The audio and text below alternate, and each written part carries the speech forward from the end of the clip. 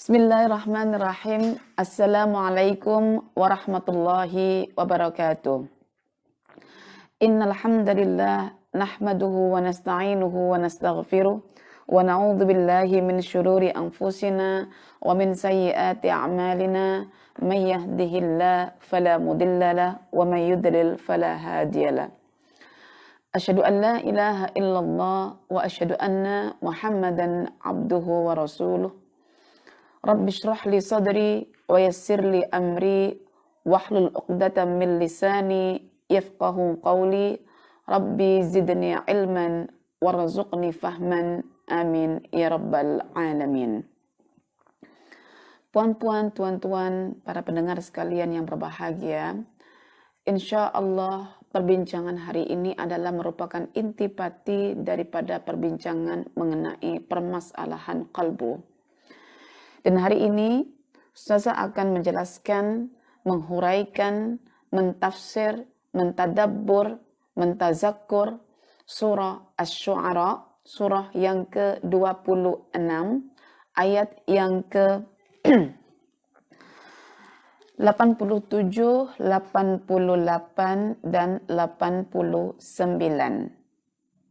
Ya, perempuan, tuan-tuan semuanya, hari ini kita akan mentadabbur surah Asy-Syu'ara, surah yang ke-26, ayat yang ke-87, 88, dan 89. Insya Allah. Walaupun pada musim Ramadan ketika itu kita telah membincangkan ayat ini, namun untuk konteks perbincangan ini lebih kita kaitkan kepada isu istiqamah. Jadi akan ada terus perbendaharaan tafsir yang akan diperbaharui ketika kita membaca lagi buku-buku tafsir yang lainnya. Baik, perempuan tuan-tuan yang dirahmati oleh Allah, saya akan bacakan ayatnya. A'udzubillahi minasyaitonirrajim. Bismillahirrahmanirrahim. Wala tukhzuni yauma yub'atsun. Yauma la yanfa'u malun wala banun illa man atallaha biqalbin salim. Sekali lagi. Wala tukhzuni yauma yub'atsun yauma la yanfa'u malun wala banun illa man atallaha biqalbin salim. Ibrahim berdoa kepada Tuhannya yang dalam penggalan doa itu dia berkata, Duhai Rabb, janganlah engkau hinakan aku ketika satu hari di mana manusia itu dibangkitkan.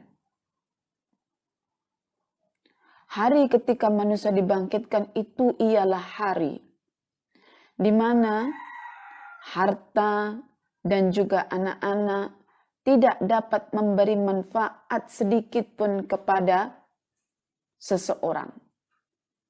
Melainkan hanya seseorang yang telah mendatangi Tuhannya, yaitu Allah, dengan menggunakan qalbun salimnya. Ya. Jadi ayat-ayat ini adalah membincangkan tentang tesis Ibrahim. Kesimpulan yang diambil oleh Ibrahim berasaskan pada pemerhatian maupun berasaskan pada pengetahuannya, yang berasaskan wahyu ataupun berasaskan alam semesta. Tesis itu dikemukakan dalam bentuk doa terlebih dahulu. Ya Rabb, jangan engkau hinakan aku ketika semua manusia nanti akan terhina pada hari engkau bangkitkan mereka. Tesisnya Ibrahim adalah hari kebangkitan itu adalah hari di mana harta maupun anak yang ketika di dunia itu seringkali memberikan manfaat bagi seseorang, namun pada hari itu anak maupun harta tidak mampu memberikan manfaat untuk seseorang. Setiap orang sibuk dengan urusannya sendiri. Hari di mana yang bermanfaat untuk seseorang itu adalah hari ketika seseorang mendatangi Rabbnya, mendatangi Allah dengan kalbunya yang salim. Dari sinilah kita teringin untuk mendapatkan manfaat pada hari kebangkitan. Tapi permasalahan akan muncul. Bagaimana cara aku untuk meraih manfaat itu, Ustazah?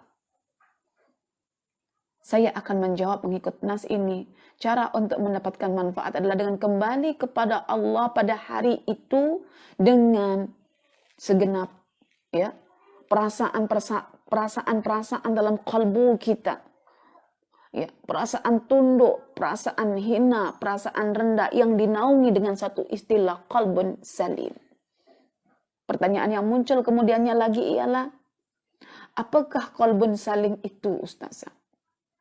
Mengapa kita perlukan qalbun salim itu? Dan bagaimana cara mendapatkan qalbun salim itu? Adakah hari ini kami sudah dapat merasakan wujudnya qalbun salim itu, Ustazah? Maka kita akan bincangkan 4 poin itu pada pagi hari ini, insya Allah. Tetapi sebelum kita bincangkan 4 poin itu, di sini kita akan kemukakan tafsirannya. Dan untuk penafsiran ini, Ustazah hanya merujuk kepada 2 kitab tafsir sahaja, yaitu tafsir At-Tahrir wa Tanwir dan kitab Muntaka Tafsir Ibnu Qayyim. Baik. Seperti mana yang dikatakan oleh Al-Imam Ibnu Qayyim ya, terkait dengan qalbun muhbit hari itu, bahwa manusia ini memiliki 3 jenis qalbu. Ya. Tergantung pada kita manusia ini memilih ya, pada posisi mana qalbu itu. Qalbu yang pertama adalah qalbun salim. Bukan qalbun sahih.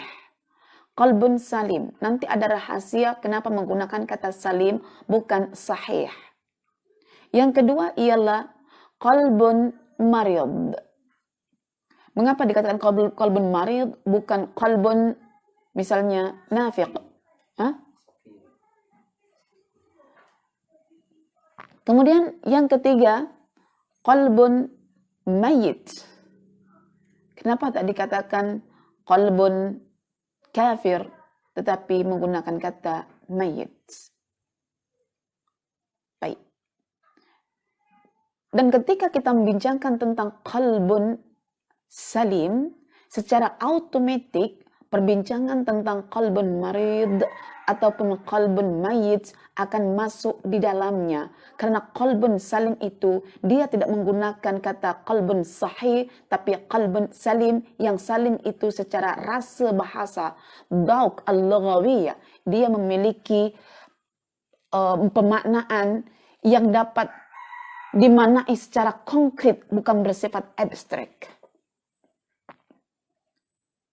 Jadi cantiknya Al-Quran itu untuk memahamkan makna-makna yang bersifat abstrak, dia sebut dengan istilah atau term yang bersifat konkret agar supaya manusia itu senang untuk meresapkan makna tersebut berasaskan pada metode penyaksian atas apa yang disebutkan oleh Al-Quran itu. Contoh ketika Allah menggunakan kata salim, kita akan tengok manakah manusia yang sehat, salim, yang selamat. Oke. Dan tentang Al-Quran ini sebetulnya saya berusaha untuk mengekalkan dalam perbincangan walaupun ada sebahagian rakan kita yang tidak bersetuju pada awalnya sebelum saya jelaskan. Seperti ketika kita membincangkan tentang qalbun muhbit, ya, qalbun muhbit. Ada yang ingin mencari kefahaman mengapa Ustazah menggunakan istilah tamak. Bukankah tamak itu adalah satu bahagian daripada perbendaraan bahasa Melayu yang konotatif sifatnya, yang negatif sifatnya? Saya katakan, negatif itu kalau kita hanya berpusing di sekitar bahasa orang Melayu. Tetapi ketika kita katakan tamak dalam Quran itu negatif, kita telah mencelarukan makna Al-Quran. Mengapa demikian? Karena Allah sendiri telah menyebutkan dalam surah As-Sajdah itu, bermula ayat yang ke-14, 15, 16 itu, Allah mengatakan yad'unahu khaufan wa tama'an. Ya. Orang-orang yang dikatakan telah beriman itu adalah orang-orang yang apabila mereka berdoa kepada Allah, menyeru Allah, mereka menyeru dengan khaufan, dengan perasaan takut, tama'an dengan rasa tamak. Adakah ini negatif?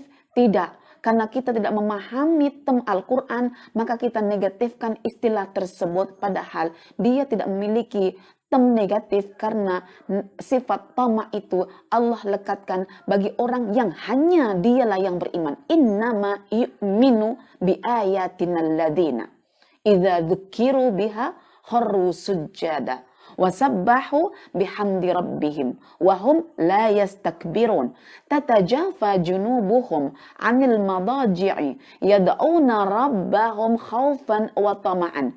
So, apakah kita nak menghukumi tem Al-Quran dengan perbendaraan bahasa Melayu kita? Tentunya tidak. Semua bahasa akan tunduk kembali kepada bahasa Al-Quran.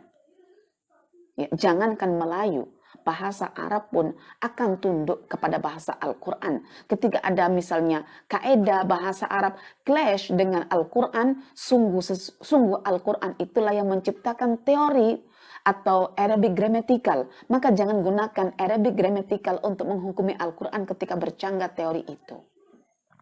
Karena teori itu bersifat mengambil yang umum berbandingkan yang khusus. So, ada pengkhususan sendiri dalam Al-Quran dalam beberapa ungkapan kalimatnya. Baik, perempuan, tuan-tuan.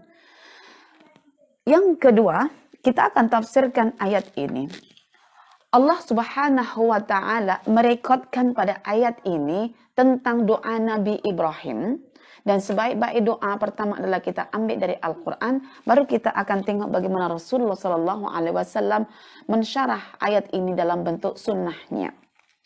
Ya, dari sekian banyak himpunan doa-doa Nabi Ibrahim, saya ambil potongan ayat yang ke-87, yaitu wala tukhzini yauma yub'asun. Ya Allah, jangan engkau timpakan kehinaan kepadaku pada hari di mana seluruh manusia itu akan engkau bangkitkan nantinya. Dari sini kita boleh merasakan dengan nuansa keilmiahan bahwa hari kebangkitan itu adalah hari di mana semua manusia itu punya potensi untuk dihinakan oleh Allah.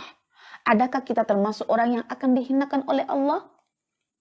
Sekiranya kita berdoa kepada Allah, ya Allah, aku berlindung diri kepadamu ya Allah, daripada menjadi orang-orang yang engkau hinakan. Adakah cukup dengan doa seperti itu? Atau kita berdoa, ya Allah, la tukhzini yauma yub'asun. Cukupkah itu? Tidak. Mesti di follow up dalam kerangka aplikatif yang akan ditunjukkan oleh ayat-ayat selepasnya. Doa Ibrahim itu murni bimbingan wahyu. Buktinya apa? Diiktiraf dalam wahyu Al-Quran ini. Karena itu kita sudah pernah belajar. Ketika setiap para nabi dan rasul menyampaikan wahyu, alqa fi umniyatihi asyaitan. Syaitan akan memberikan tamanni, yaitu bisikan-bisikan. Tetapi Allah telah menasakh dalam qalbu setiap para nabi dan rasul ketika menyampaikan wahyu, sehingga yang keluar hanya murni daripada wahyu Allah Subhanahu wa Ta'ala. Ketika Nabi Ibrahim berdoa seperti itu, doanya itu murni karena pengetahuannya yang bersandarkan wahyu Allah, bersandarkan ilham daripada Allah. So, hari ini kita tak boleh menunggu ilham yang sifatnya untuk kita dijadikan sebagai wahyu. Kita murni daripada Al-Quran, kita murni daripada As-Sunnah An-Nabawiyah. So, perbincangan ilham itu isu sekarang sangat sensitif. Karena setiap orang akan boleh klaim dirinya mendapatkan ilham. Tetapi kita kalau berbincang dalam nuansa keilmiahan, cukup dengan merujuk Al-Quran dan As-Sunnah. Itulah sebetulnya sumber ilmu kita. Lalu dari doa itulah terkeluar tesis daripada lisan Nabi Ibrahim alaihissalam. Tesisnya seperti ini. Yauma la yanfa'u malun wala banun illa man atallaha biqalbin salim. So, tesis kita hari ini bagaimana, puan-puan, tuan-tuan?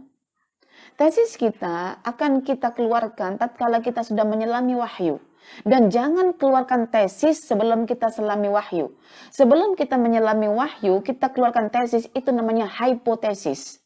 So, hipotesis jangan kita jadikan sebagai satu modul, sebagai satu solusi, sebagai satu sangkaan yang sifatnya itu adalah inilah solusi umat hari ini. Jangan.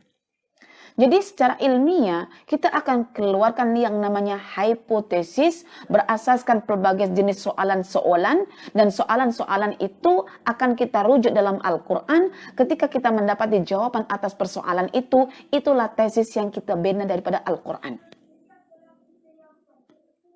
Ya, baik puan-puan, tuan-tuan, sampai di sini ya. Kita bincangkan tentang wala tukhzini yauma yub'atsun. Oke, kita sekarang bincang tesis Ibrahim. Yauma la yanfa'u malun wala banun. Yauma la yanfa'. Pada hari itu tidaklah memberi manfaat. Ya, ada kalimat mahdzuf di situ ahadan. Itu bila saya rujuk dalam tafsir At-Tahrir wa Tanwir. Pada hari itu tidak ada yang dapat memberi manfaat kepada seseorang yang sebelumnya itu sesuatu itu dianggap memiliki manfaat untuk seseorang. Apakah sesuatu itu? Al-mal wal banun, yaitu anak-anak dan harta benda. Jadi kalau kita hidup dekat dunia ini, selalunya kita akan mendapat manfaat daripada siapa? Daripada anak-anak kita, kan? Daripada apa? Daripada harta benda kita. So, harta dan anak itu sesuatu yang mengelilingi kita dan kita menganggapnya sebagai sesuatu yang dapat memberi manfaat. Tapi adakah anak, adakah harta itu akan berterusan beri manfaat untuk kita sampai hari di mana kita dibangkitkan? Ternyata Ibrahim memberikan tesis, tidak. Dan ketika Ibrahim menyebutkan kata yanfa, itu bermakna pada hari itu manusia cenderung semuanya untuk mendapat manfaat. Maknanya lawannya, pada hari itu manusia diliputi mudarat, diliputi bahaya, diliputi perasaan serba gelisah, perasaan takut, sehingga mata, sehingga wajah, sehingga muka semuanya tunduk di bawah karena merasakan kehinaan di samping menantikan yang namanya manfaat. Ini saya ambil dalam tafsirannya Al-Imam Ibnu Ashur. Jadi apa yang saya keluarkan semua ini adalah murni daripada saya punya analisis dalam bacaan kitab At-Tahrir wa Tanwir.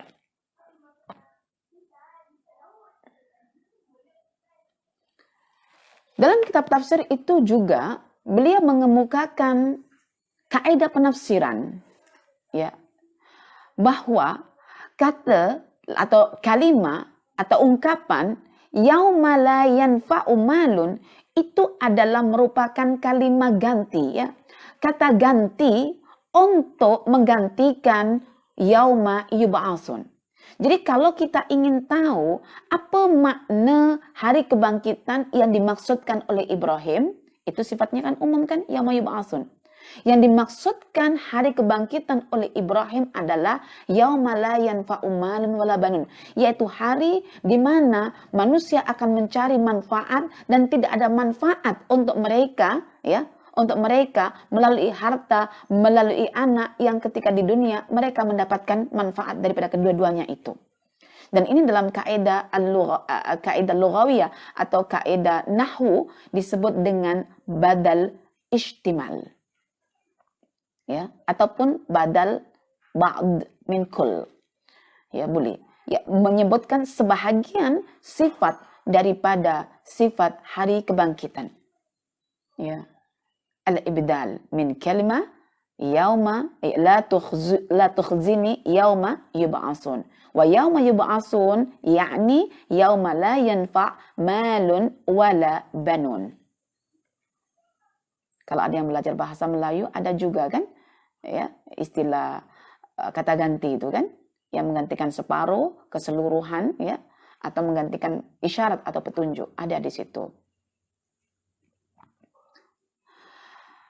Kemudian Al-Imam Ibnu Ashur juga mengatakan bahwa pada hari itu tidak ada solusi lain untuk mencari manfaat melainkan manusia hanya akan kembali yaltaji'una ilallah, hanya akan kembali merujuk kepada sang pemberi manfaat, yaitu Allah Subhanahu wa taala.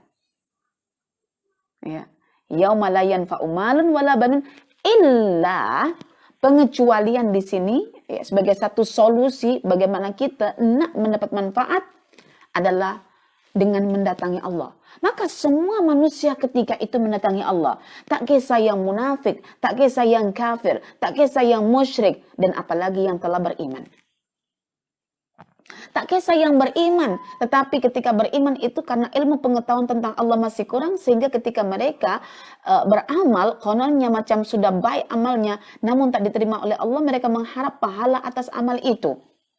Wahum yahsabuna annahum yuhsinuna sun'a. Mereka mendatangi Allah, menganggap mereka akan mendapatkan manfaat ataupun ganjaran ataupun balasan daripada Allah melalui amal-amal soleh yang mereka anggap soleh, namun masih tidak murni, tidak ikhlas karena Allah, atau mungkin tidak ittiba sunnah Rasulullah. Dua perkara ini belum dijalankan.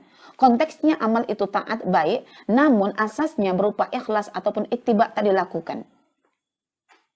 Ya. Misalnya kita berdoa kepada Allah atau kita berzikir mengingati Allah. Zikir itu adalah amal ketaatan, kesalehan. Tapi adakah zikir kita ittiba sunnah Rasulullah? Adakah ketika zikir itu adalah murni karena Allah? Dua benda itulah yang kena membalut yang namanya amal yang dianggap sebagai amal saleh atau amal ketaatan. Tanpa dua ini mustahil Allah akan berikan kita manfaat ketika pada hari kebangkitan. Wahum yaltaji'una ilallah. Mereka kembali kepada Allah karena Allah lah yang dianggap sebagai zat yang memberi manfaat. Ya. Kita boleh tengok kisahnya Ubay bin Ka'ab, ya, Ubay bin Ka'ab, bukan Abdullah bin Ubay, yaitu Ubay bin Ka'ab. Ubay bin Ka'ab ini, ya, ketika dia hendak menghadap Allah di dunia itu, bagaimana keadaan jiwa mereka? Bagaimana keadaan bumi? Ya, dalam surah At-Taubah ayat yang ke-118 itu, ya. Bumi terasa sempit, bahkan jiwanya terasa sempit. Yang ada ketika itu adalah keyakinan Ubay bin Ka'ab bahwa dia hanya akan merujuk kepada Allah untuk mencari ketenangan. La malja'a minallahi illa ilaihi. Kemudian selama 50 hari goncang jiwanya itu, pada hari yang ke-50 itulah dia mendapatkan ketenangan. Dia memperolehi yang namanya ketenangan, yaitu dengan diterimanya pertaubatan Ka'ab bin Malik. Puan-puan, tuan-tuan, kita bencang 1 bulan dalam skop Ramadan untuk mengubah persepsi kita. Belum tentu terus direct kita tenang. Ka'ab bin Malik masih, bukan Ubay bin Ka'ab, minta maaf saya, Ka'ab bin Malik saja memerlukan masa 50 hari untuk meneduhkan goncangan dalam kalbunya. So kita, jangan kita menganggap bahwa dalam 30 hari kita boleh tenang semula. Dalam 50 hari cukup kita tenang. Mungkin ada melebihi Ka'ab bin Malik. Karena itu belajar Al-Quran ini untuk membina ketenangan sampai kita mati, puan-puan dan tuan-tuan. Oke. Jadi, illa man atallaha, ya, illa man atallaha. Siapakah man atallaha biqalbin salim ini? Ya, man di sini digantikan oleh lafaz namanya Ibrahim. Itu kata Ibnu Ashur. Dengan pembuktian bahwa ketika beliau, Imam Ibnu Ashur, merujuk kepada surah As-Saffat, ya, surah yang ke-37, ayat yang ke-83-84. Wa inna min syi'atihi la Ibrahim. Ya. Idza ja'a rabbahu biqalbin salim. Jadi mengikut ayat 83-84 dalam surah yang ke-37, siapakah orang yang mendatangi Allah dengan qalbun salim? Itulah dialah bahagian daripada cucunya, cicitnya Nabi Nuh. Dan siapakah itu? Ibrahim. Wa inna min syi'atihi la Ibrahim. Jadi bahagian daripada zuriatnya Nuh itu namanya Ibrahim. Siapakah Ibrahim? Idza jaa rabbahu biqalbin salim. Yaitu seorang pribadi yang dikatakan oleh Al-Quran sebagai pribadi yang mendatangi Rabbnya dengan qalbun salim. Jadi ketika itu Ibrahim mendatangi Rabbnya dengan qalbun salimnya. Ayat inilah yang akan menafsirkan surah Asy-Syu'ara hari ini, yaitu ayat yang ke-89. Illa man atallah biqalbin salim. Dialah Ibrahim alaihi salam. Namun Quran ketika mengiktiraf yang mendatangi Allah dengan qalbun salim di hari kebangkitan itu adalah Ibrahim. Bagi sesiapa yang mengikuti jejak langkah Ibrahim, maka dialah orang yang juga akan mendapatkan manfaat kelak pada hari kebangkitan. Ya, karena itu puan-puan, tuan-tuan, apa yang akan saya sampaikan nanti, saya sedikit sebanyak juga merujuk kepada satu buku bercermin pada kisah Nabi Ibrahim, bercermin pada Nabi Ibrahim, ya, satu tesis PhD yang dikemukakan oleh Dr. Haji Otong Surasman untuk mengkante pandangan Thomas Likona yang dia merumuskan menciptakan modul bagaimana mengatasi gejala-gejala sosial dengan 10 prinsip Thomas Likona itu, tetapi dikante oleh pribadi yang namanya Ibrahim, sehingga dikaji oleh beliau. Dan apabila kita hendak mencontoh pribadi Ibrahim, apakah jenis kepribadiannya, itu disebutkan dalam kitab ini. Ya, jadi perbincangan hari ini, kalau kita ingin memiliki qalbun salim, kita boleh merujuk. Dan apa yang saya dapatkan dalam kitab ini, poin pentingnya adalah bagaimana Ibrahim itu membina pemikirannya, membina pemikiran tauhidnya, sehingga menatijahkan qalbun salim. Jadi layak untuk dimiliki, bacaan yang sangat ilmiah, tapi jangan takut kalau disebut ilmiah. Kalau tidak ilmiah, namanya fiksi. Kalau fiksi, perempuan tonton mau ke? Kita tak pernah mengatakan Quran kitab fiksi, tapi Quran adalah kitab ilmi. Baik, dan ini yang kecil ya, 23 keutamaan dan keteladanan kekasih Allah, yaitu Nabi Ibrahim alaihissalam, cukup mudah untuk difahami, ya, senang sebagai buku pocket yang diterbitkan oleh Pustaka Imam Asy-Syafi'i, insyaallah, ya, ditulis oleh Dr. Muhammad bin Musa An-Nasr. Baik, perempuan, saya tak kemukakan banyak perkara di sini, ya. Illa man atallaha biqalbin salim. Cuma saya akan menjelaskan kenapa Allah menyebutkan biqalbin salim bukan bilqalbil salim. Ya, dari segi bahasa ada nakira, ada ma'rifah. Sebab qalbun salim itu adalah nama besar bagi satu kalbu, yang di dalam kalbu itu akan ada banyak sifat-sifat yang melekat. Maka diumumkan dengan menggunakan kata nakirah, ya, biqalbin salim. Dan karena isu perbincangan ini adalah terkait pada hari akhirat, yang mana Allah telah menjanjikan bahwa setiap orang yang berqalbun salim itu akan didekatkan kepadanya, akan dimudahkan jalannya dia meniti sirat, maka ungkapan yang tepat adalah menggunakan fi'il madhi, yaitu ata. Ata itu mendatangi bisuhula, ya, seperti yang dikatakan oleh Dr. As-Samirai. Maka ayat seterusnya dikatakan wa uzlifatil jannah. Surga itu didekatkan, dan semalam kita bincangkan, didekatkan dalam perspektif Ibnu Asyur bukan berubah tempat ataupun jarak, tetapi dimudahkanlah manusia yang berqalbun salim itu ketika meniti sirat. Ustazah, semalam qalbun munib, sekarang qalbun salim. Perbincangannya sama, yaitu tentang surga yang didekatkan. So, mana satu ini? Qalbun salim itu adalah big picture-nya bagi qalbu itu sendiri, gambaran besar untuk qalbu. Sementara di sebalik qalbun salim itu ada qalbun muhbid, ada qalbun mukhsyi, ada qalbun muskin, ada qalbun mu'min, ada qalbun muhtad, ada qalbun mutmain, dan lain sebagainya. Karena itu dikatakan dengan nakira biqalbin salim. Oke. Seterusnya, kenapa ayat ini menggunakan ungkapan salim? Ya. Ungkapan salim itu, kata Al-Imam Ibnu Asyur, itu menunjukkan selamatnya kalbu itu dari pelbagai jenis penyakit, al-ilal wal adwa, yaitu penyakit. Dan penyakit ini sebetulnya dia tidak menimpa direct pada jasad tetapi menimpa kepada kalbu. Karena jasad itu hanya akan mengikut kalbu. Jika kalbunya itu sehat, jika kalbunya itu baik, maka jasad akan turut baik. Karena itu, setiap orang yang memiliki penyakit secara jasadia, dia memiliki hubungan yang sangat erat dengan penyakit batinia. Itu penyakit kalbu.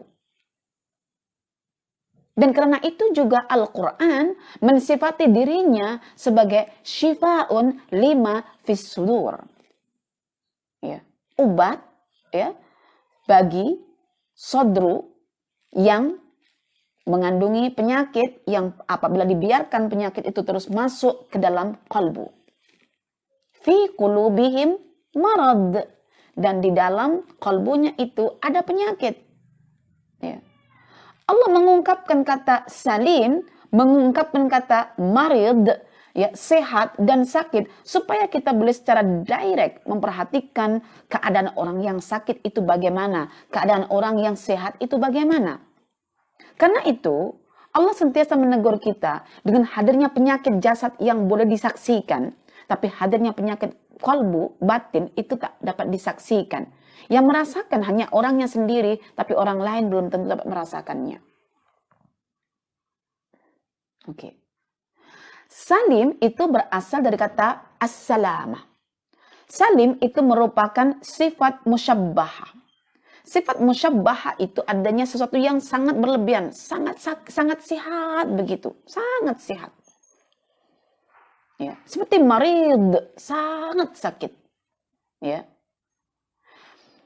Mayitun, jadi mayit, yaknya dibuang yang kedua dimasukkan jadi sabdu mayitun. Itu pun mayitun, maridun, salimun.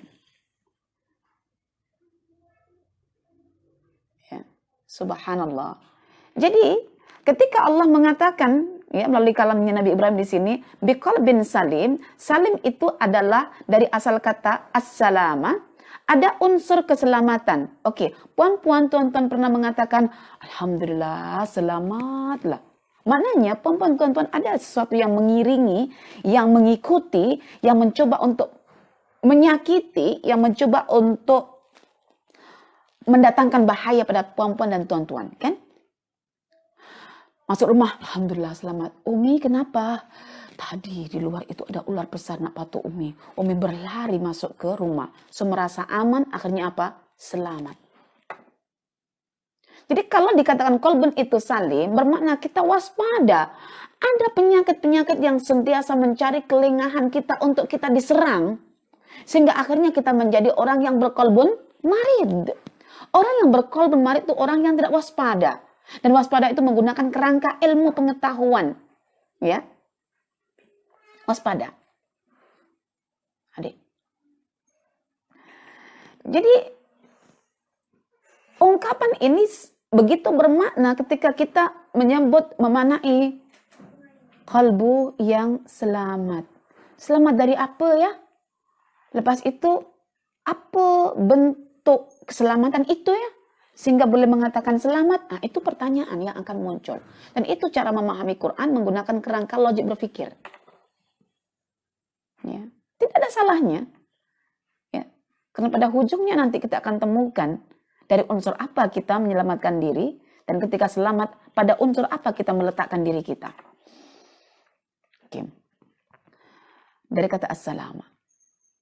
Dan Allah dikatakan sebagai assalam, yang memberikan keselamatan. So hanya kepada Allah kita merujuk, yang Allah assalam akan bagi kita keselamatan. So keselamatan daripada bahaya itu ketika kita menuju Allah. Berpaling daripada sesuatu yang berbahaya, berlari, ya layaknya seorang anak kecil apabila sudah lama tak jumpa ibunya, Umi. Begitu kita mendatangi Allah. Supaya dapat pelukan, ya, supaya mendapatkan naungan rahmat dari Allah, supaya mendapatkan kasih sayang Allah seperti seorang anak mendapatkan rangkulan pelukan seorang ibu. Ketika anak itu sudah terjebak dalam satu keadaan yang berbahaya, dia takut dan akhirnya dia merujuk kepada ibunya Karena itu ibu dikatakan sebagai tempat bagi seorang anak untuk merujuk dan meluahkan permasalahan hidupnya. Oke. Dan ketika orang yang berqalbun salim, dia akan digelar sebagai al-muslim. Muslim. Dan orang muslim itu karena dia sudah memasuki al-Islam. Dan tahukah Anda semua, apakah makna Islam itu? Islam itu adalah kata untuk menafsirkan siratal mustaqim. Jalan yang lurus itu dalam hadis sahih yang diriwayatkan oleh Imam Ahmad dalam kitab Al-Musnad bahwa jalan yang lurus itu as-sirat al-mustaqim ialah al-Islam. Wa ma huwal Islam? Al-Islam bimakna at-ta'ah, yaitu ketaatan praktis yang dilakukan oleh seseorang atas dasar keimanannya kepada Allah Subhanahu wa taala. Oke, sampai di sini kita habiskan tentang penafsiran mengenai qalbun salim. Lalu kita akan masukkan di sini 4 poin ya tentang apakah qalbun salim itu. Ya, qalbun salim.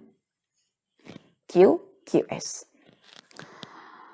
Qalbun salim itu bermakna pada poin pertama, pada elemen pertama mesti ada namanya penyerangan ya,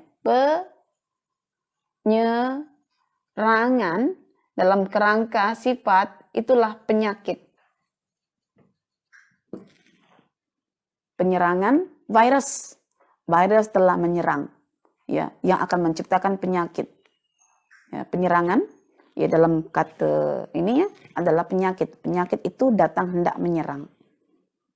Karena kita akan kembali kepada kata salimnya itu. Dan penyakit yang menyerang ini cukup berbahaya.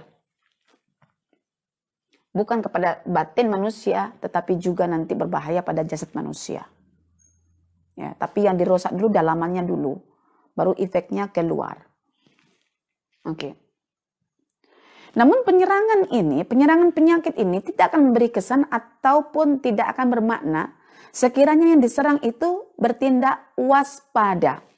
Ada kewaspadaan, dan kewaspadaan itu adalah melalui kerangka pengetahuan maupun pemahaman ya terhadap sains wahyu ataupun sains alam. Ya. Jadi ada kewaspadaan di sini, dan kewaspadaan ini dibalut oleh adanya pengetahuan dan pemahaman, yang mana pengetahuan pemahaman itu diasaskan oleh sains wahyu, yaitu pengetahuan yang berasaskan pada wahyu, dan sains alam, yaitu pengetahuan yang berasaskan pada alam semesta. Sehingga di sini ada namanya kita katakan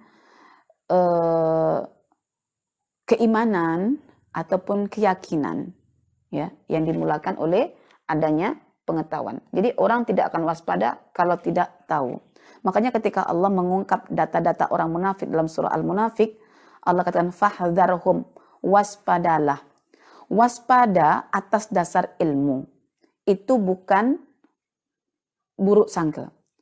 Buruk sangka itu adalah azan, ya su'udzon, dan su'udzon itu dibina bukan berasaskan pada ilmu, hanya sangkaan semata.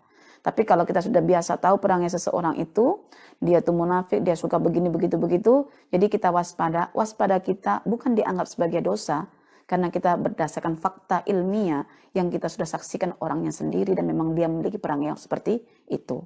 Ya, tolong bedakan antara waspada dengan buruk sangka. Dua perkara yang berbeda, namun tanpa dasar ilmu diaduk jadi satu. Quran mengatakan fahdharhum, Quran mengatakan ya ijtanibu katsiran minadh-dhanni.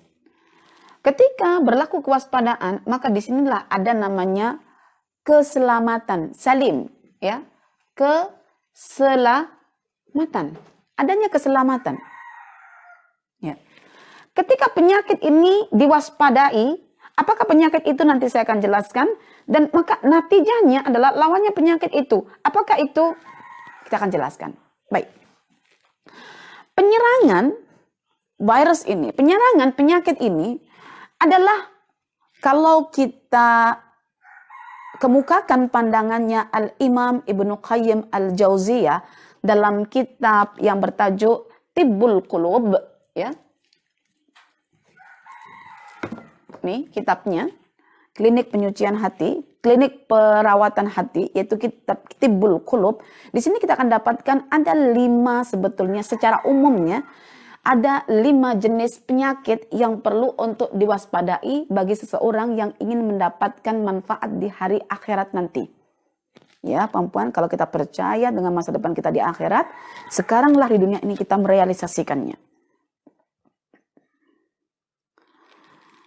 Atau yang punya tafsir ya ayyuhalladzina amanu bahagian belakang tafsiran tentang tubu ilallahi taubatan nasuha pun penulis itu menakalkan pandangannya Al-Imam Ibnul Qayyim.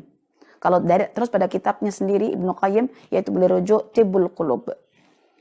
Penyakit itu disebutkan secara umumnya adalah 5. Ya. Penyakit pertama itu adalah penyakit syirik. Syirik. Dan lawannya syirik adalah tauhid. Maknanya di sini akan ada tauhid. Nah, selamat dari kesyirikan, ya. Maknanya penyakit syirik diwaspadai oleh pengetahuan dan pemahaman seseorang sehingga syirik itu ditepikan, maka yang berada pada kalbunya adalah tauhid. Dan itu yang disebut sebagai qalbun mukmin. Subhanallah. Kemudian penyakit kedua yang akan menyerang kita dan kita akan rasa selesa karena hakikat penyakit itu kalau menyerang batin kita, dia rasa kita selesa tahu. Itulah ujian dari Allah. Tapi kalau penyakit fisik kalau menimpa jasad kita memang sakit, maka kita sangat berhati-hati dengan penyakit jasad dan mengenepikan penyakit kalbu. Padahal penyakit kalbu itu lebih berbahaya berbanding penyakit jasad. Syirik. Yang kedua adalah penyakit itu disebut sebagai penyakit bid'ah.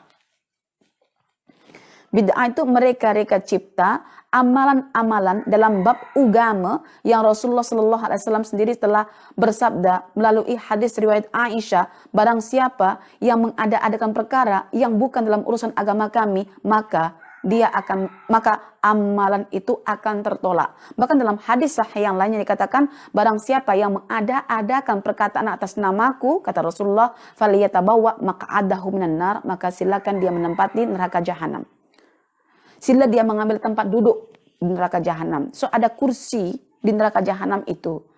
Kita nak mengisi kursi itu ke sebagai penumpangnya? Subhanallah. Jadi ketika bid'ah itu kita tinggalkan karena bid'ah ini nampak elok. Apa salahnya nak buat kan perkara ini baik. Nah, bila bid'ah ini sudah kita boleh tepikan dengan ilmu terhadap sunnah Nabi, maka kalbu kita ya akan selamat daripada bid'ah dan terlekat padanya yang namanya ittiba.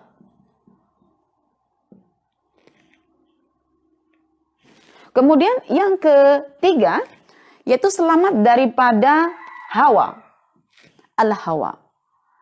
Hawa itu akan sentiasa mengajak manusia untuk tidak ikhlas dalam beramal saleh.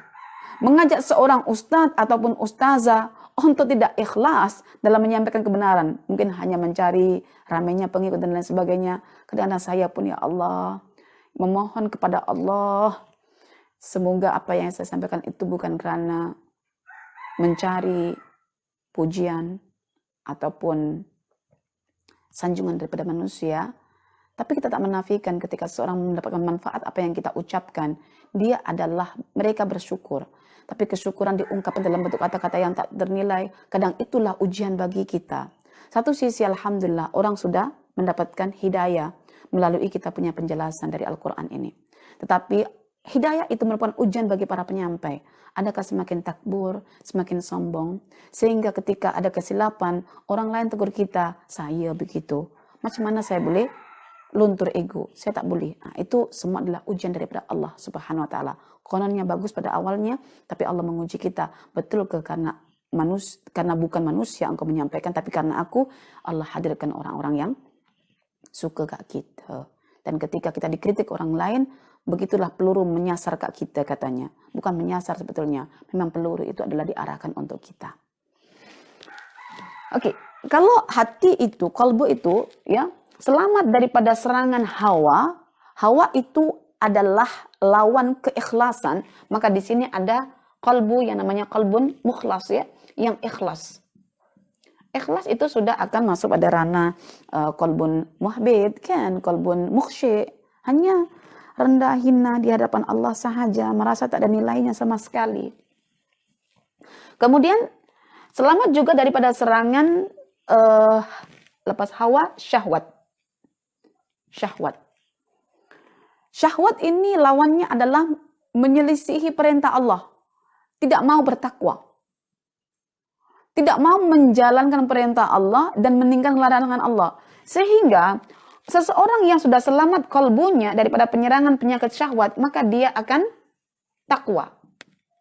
Takwa itu at-ta'ah, taat. Maka ada qalbun muttaqi.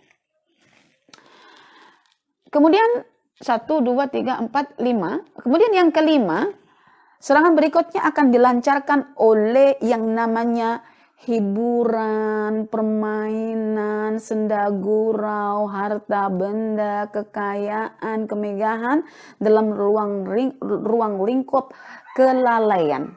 Lalai di sini.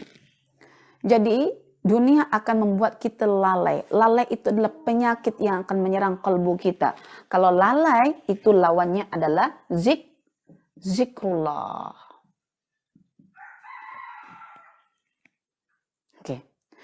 Apabila kalbu kita sudah selamat daripada 5 unsur ini, 5 penyakit ini, atas kewaspadaan kita berasaskan pengetahuan, pemahaman kita selama ini terhadap ayat-ayat Allah yang terbentang di alam semesta maupun yang tertulis dekat mushaf, maka keselamatan akan diraih oleh seseorang. Maka cara Allah untuk mengajak kita selamat, seperti mana Allah katakan dalam surah Al-Hasyr ayat 23, Assalamul mu'min, caranya Allah al-mu'min akan mengajak kita untuk beriman melalui ayat Al-Quran agar Allah memberikan keselamatan. Karena Allah adalah As-Salam. Ketika kalbu kita sudah bertauhid, sudah ittiba' sunnah, sudah ikhlas, sudah takwa, sudah zikrullah, maka akan ada sifat-sifat yang melekat dalam kalbu salim di sini. Sifatnya yaitu tadi, iman dalam perbincangan kita.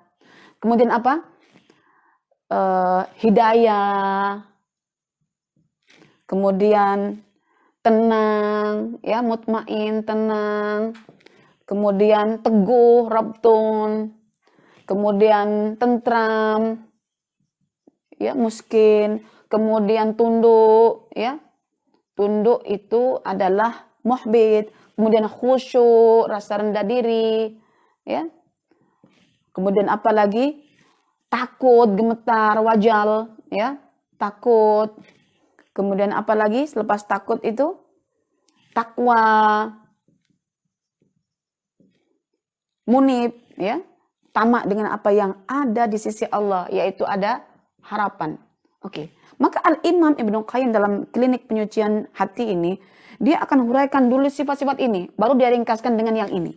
Karena hakikat yang banyak ini adalah sifat yang akan melekat ketika seseorang itu telah selamat daripada SBHSL menjadi TIITZ, ya. Sehingga qalbun salim itu naungan besar yang di bawahnya itu dinaungi yang namanya imanan, wa hidayatan, wa tuma'ninatan, ya, wa rabtan, ya, asibat. Kemudian sakin, ya, kemudian khasyian, kemudian ikhbat, kemudian khasyah, kemudian takwa, kemudian roja, dicampur lagi tawakal, apa semua itu akan menghiasi kalbu kita secara otomatis apabila 5 poin ini telah kita hindari. Tapi tak mungkin kita untuk menghindari selagi kita tak ada pengetahuan tentangnya. Bukankah Anda akan menghindar dari ular ketika Anda sudah mengenal bahayanya ular? Anda tentu tidak akan menghindar dari 5 perkara ini kalau tidak tahu bahayanya. Dan bahaya perkara ini Allah tunjukkan ketika hari kebangkitan nanti. Pertanyaannya, sudah percayakah kita dengan wahyu? Kalau hari ini kita sudah percaya dengan wahyu, sila tanggalkan semua jenis teori-teori yang telah kita bina. Yang banyak mencelarukan akal manusia, yang banyak membuat manusia sakit jiwanya, berujung pada sakit jasadnya. Karena kita punya perbincangan yang lari dari wahyu demi untuk mencari kepuasan jasad semata. Baik. Jadi kolbun salim ialah ya kolbun yang mengalami dulu penyerangan penyakit terhadapnya, namun dikarenakan kolbun itu telah menunaikan tanggung jawabnya, yaitu berpikir dan memahami melalui kerangka wahyu yang berbentuk Al-Quran ataupun alam semesta, maka berlakulah keselamatan pada kolbu itu dengan melekat pada kolbu itu sifat keimanan, sifat petunjuk, sifat ketenangan, keteguhan, ketentraman, ketundukan, kekhusyuan, ketakutan, ketakwaan, dan penuh harapan. Selesai. Itu qalbun salim. Allah menegur kita setiap hari ketika kita pergi klinik, perempuan. Kenapa Allah munculkan sakit dalam jasad kita? Supaya kita berpikir, afala tatafakkarun. Tidakkah engkau berpikir, wahai manusia, ketika engkau sakit jasadmu, engkau begitu sibuk menyembuhkan dirimu. Bukankah aku telah menciptakan dalam 3 unsur? Unsur jasad, unsur roh, unsur jiwa. Kenapa kamu tak peduli dengan jiwa yang aku berikan? Wa nafsi wa ma sawwaha fa'alhamaha fujuraha wa taqwaha qad aflaha man zakkaha wa qad khaba man dassaha. Tidakkah engkau berpikir tentang dalaman kamu? Ala wa inna fil jasadi mudghatan idza salahat salahal jasadu kullu wa idza fasadat fasadal jasadu kullu ala wahyal qalb. So perempuan, tuan-tuan, saya bagi tahu, qalbu yang kita terjemahkan hati dengan akal itu bukan 2 benda yang berbeza, tahu. Selama ini banyak orang membezakan antara qalbu sendiri, akal sendiri. Coba perhatikan ayat Allah tentang masalah qalbu atau hati yang dikatakan hati itu. Lahum qulubun la ya'qiluna biha. Qalbu itu adalah tempat sebetulnya, satu tempat yang padanya itu ada alat untuk berpikir, untuk mengakali. Maka qalbu dikatakan ya'qilun. Seperti mana kita punya satu bekas, di atas bekas itu kita letakkan jenis pisau-pisau. Ya, dengan apa kita memotong daging? Dengan pisau. Di manakah pisau itu? Di dalam bekas. So, qalbu itu bekas, di mana padanya itu ada akal. Maka qalbu dikatakan lahum qulubun la ya'qiluna biha. So, kita memikir menggunakan akal. So, kita memahami menggunakan akal. Ya. Di mana tempatnya akal itu? Dekat qalbu. Ketika ada yang menatijakan hasil pemikiran itu, apa? Di situ namanya fuad. So, fuad itu sense kita, rasa kita dalam menghukumi. Rasa ada 2, rasa konkret atau rasa abstrak. Kalau rasa konkret, kita menggunakan sense lidah. Kita merasa. Kita menggunakan sense tangan untuk meraba. Ya. Tetapi terkait dengan sense batin, sense batin ini namanya adalah fuad. Maka ketika manusia itu dicaci, dimaki, dihina, ya, wailul likulli humazatil lumaza, maka sensenya orang yang menyakiti sense orang itu, fuadnya akan dibakar oleh Allah. Dan itu tandanya qalbunya tidak salim. Jadi jangan bezakan antara akal dengan qalbu. Karena akal itu perhiasan untuk qalbu sebetulnya. Karena qalbu itu wadah atau tempat di mana dia akan menggunakan akalnya untuk berpikir. Akal itu alat dan jenis akal itu ada macam-macam. Jenis akal untuk mengasah, meraih ilmu itu namanya akal fuad, ada akal absar, ada akal sama. Ya. Jadi kalau kita belajar Al-Quran, insya Allah tidak akan mengalami kecelaruan apabila kita mau menghargai lafaz-lafaz Allah dalam Al-Quran seperti yang diperkatakan oleh Ar-Raghib Al-Asfahani dalam Qamus Al-Quran, ya, Al-Mufradat fi Gharib Al-Quran. Oke, selesai kita punya perbincangan tentang qalbun salim, ya.